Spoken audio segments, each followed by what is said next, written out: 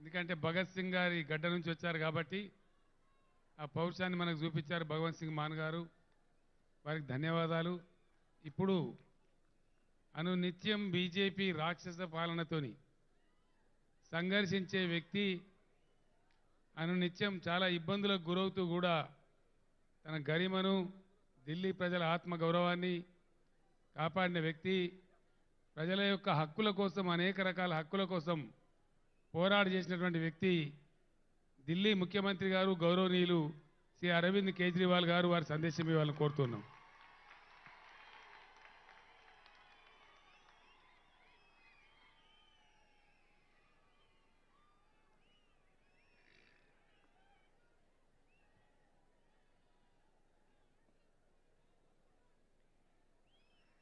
मंच पे बैठे हुए हमारे बड़े भाई तेलंगाना के मुख्यमंत्री श्री के चंद्रशेखर राव जी, मंच पे बैठे हुए पंजाब के मुख्यमंत्री भगवंत सिंह मान साहब, उत्तर प्रदेश के बेहद लोकप्रिय नेता और पूर्व मुख्यमंत्री श्री अखिलेश यादव जी, सीपीआई के जनरल सेक्रेटरी डी राजा साहब, मंच पे बैठे हुए अन्य सभी गणमान्य लोग और यहाँ पे इतनी भारी संख्या में आए हुए मेरे सभी प्यारे बहनों, भाइयों, माताओं, बुजुर्गों, बच्चों, आप सब लोगों को मेरा नमस्कार, सबको मेरा प्रणाम। सबसे पहले राव साहब को मैं बहुत बहुत शुक्रिया अदा करना चाहता हूं। आज मुझे तेलंगाना बुलाने के लिए उन्होंने आज दो बहुत महत्वपूर्ण कार्यक्रमों में हमें शामिल होने का मौका दिया और उसके बाद आप लोगों से बातचीत करने का मौका दिया।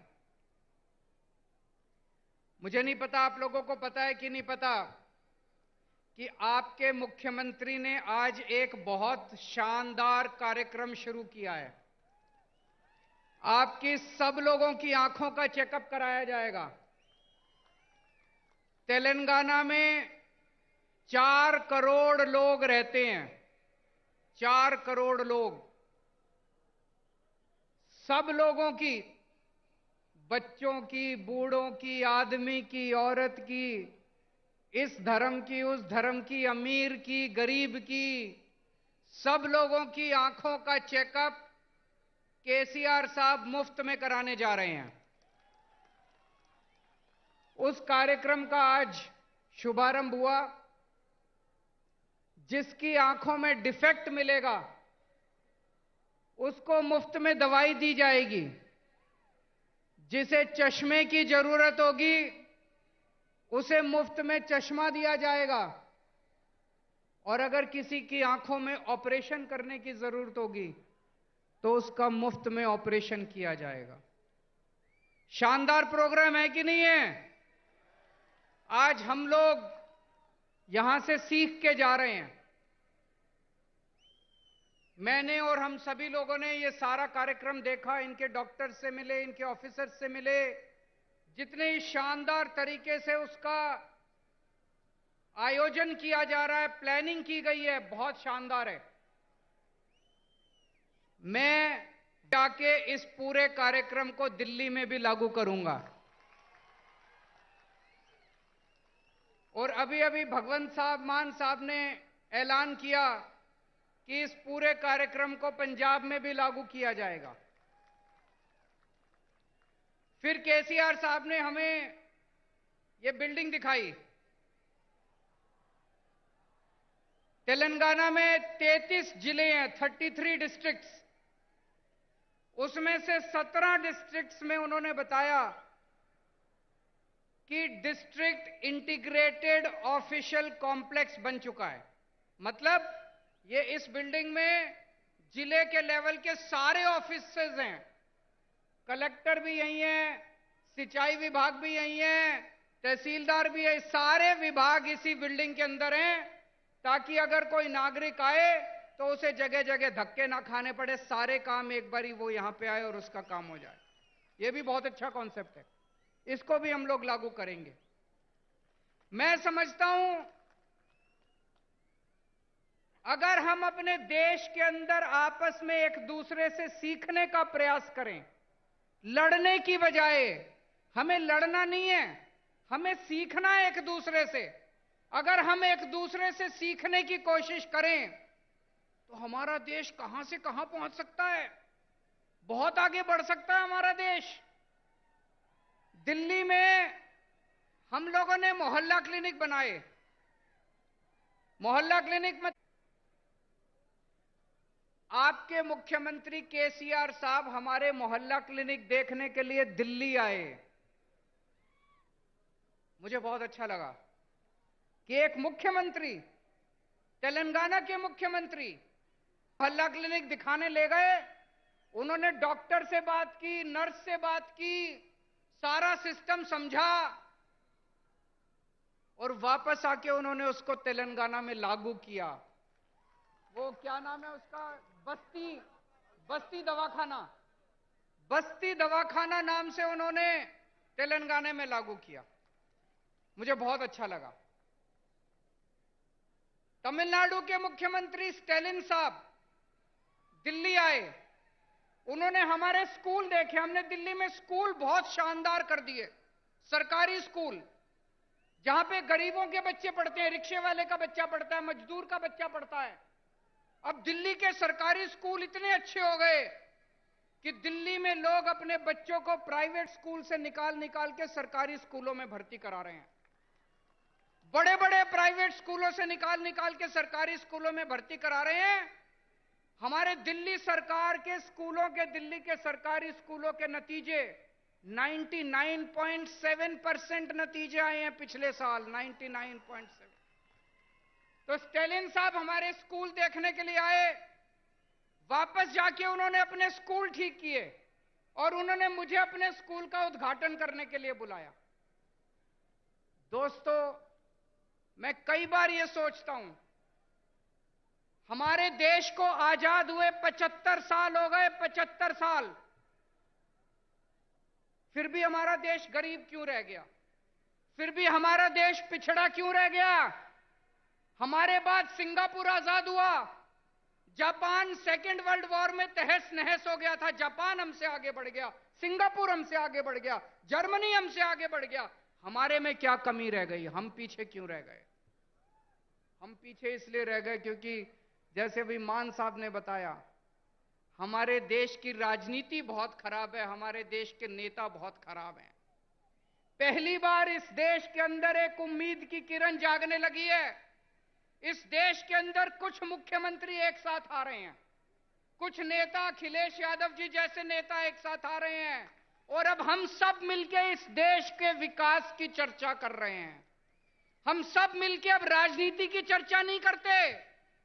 आज पूरा दिन सुबह से शाम तक हमने बैठ के चर्चा की कि देश के अंदर शिक्षा अच्छी कैसे होनी चाहिए, देश के अंदर अस्पताल अच्छे कैसे होने चाहिए, देश के अंदर सिंचाई अच्छी कैसे होनी चाहिए, किसानों के लिए क्या कर सकते हैं, मजदूरों के लिए क्या कर सकते हैं।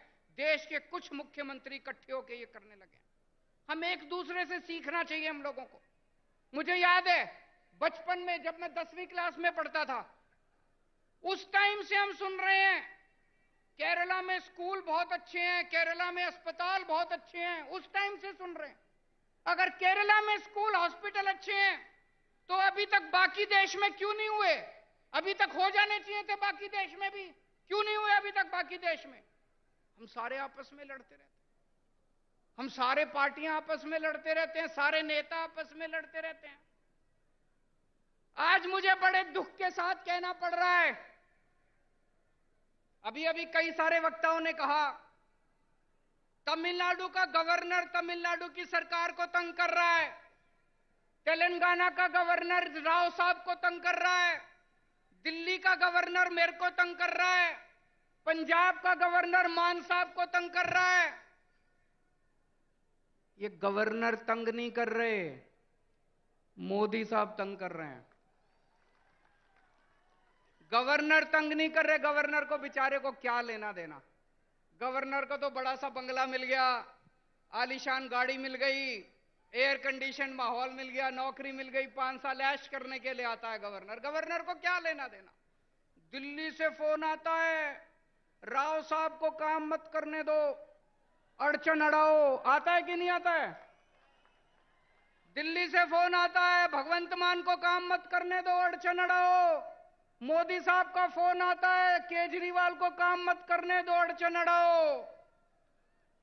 जिस देश का प्रधानमंत्री 24 घंटे बैठ के ये सोचता है कि मेरे को अब इसको तंग करना है, मेरे को अब उसको तंग करना है, वो देश तरक्की कैसे करेगा दोस्त?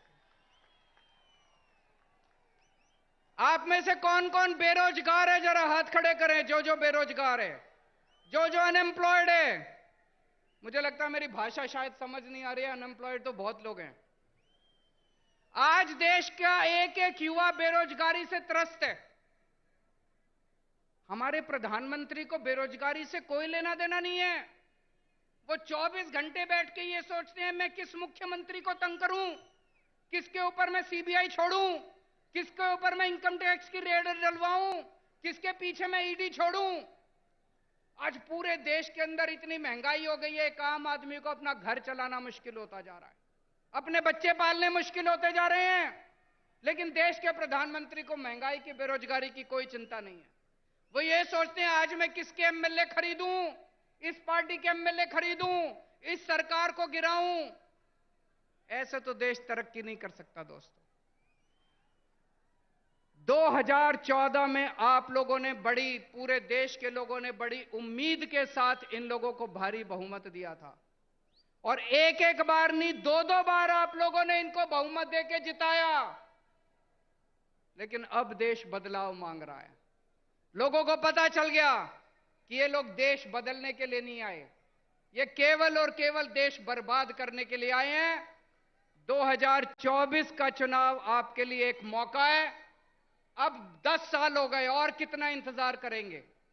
2024 के अंदर सारे देश को मिलके इनको उखाड़ फेंकना है, और ऐसी सरकार लेके आनी है जो देश के बारे में सोचे, बेरोजगारी के बारे में सोचे, महंगाई के बारे में सोचे, आपके बच्चों की शिक्षा के बारे में सोचे, आपके परिवार का इलाज कराने के बारे में सोचे, देश की तरक्की करने के लिए सोचे, ना कि लोगों से बदला लेने के लिए सोचे। दोस्तों बहुत बहुत शुक्रिया। ఇప్పుడు మన గౌరవ ముఖ్యమంత్రి వర్యులు మరియు బారాస అధ్యక్షులు గౌరవనీయులు కేసీఆర్ గారు